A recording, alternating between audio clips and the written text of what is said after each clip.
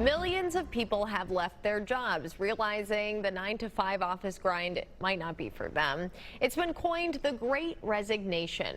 But before you make a big life decision like that, it's important to be financially secure. So we spoke with local financial expert Mike Kojonen about the money moves to make before you put in your notice. Mike, so good to see you. Thanks for joining us. Thanks for having me, Erin. Okay, so what's going on here? What are you hearing? Why are more people leaving their jobs?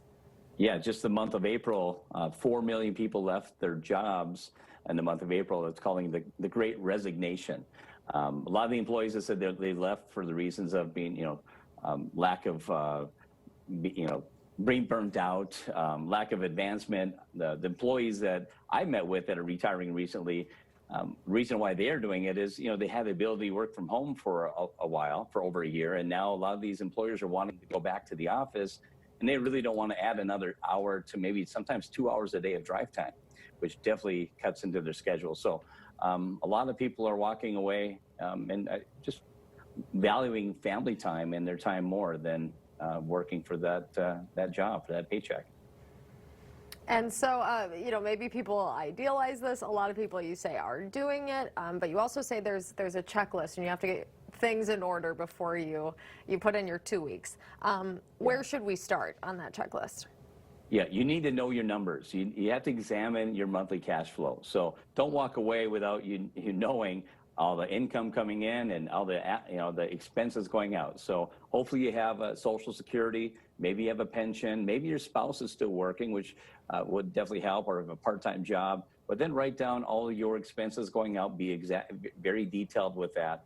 Hopefully you have more income coming in than going out, but that's the reason why you save for retirement. So if you have a shortage, that's okay. That's why you save for retirement, and you can supplement those income sources with your investments, and hopefully that'll be enough for you in retirement. And you talk about this a lot, but having that parachute, those emergency savings. Yeah, don't walk away unless you have some bucket of money for emergencies. You should have 6 to 12 months of your expenses set aside in an emergency fund to cover for medical emergencies, family emergencies, car repair, major car repair. A daughter just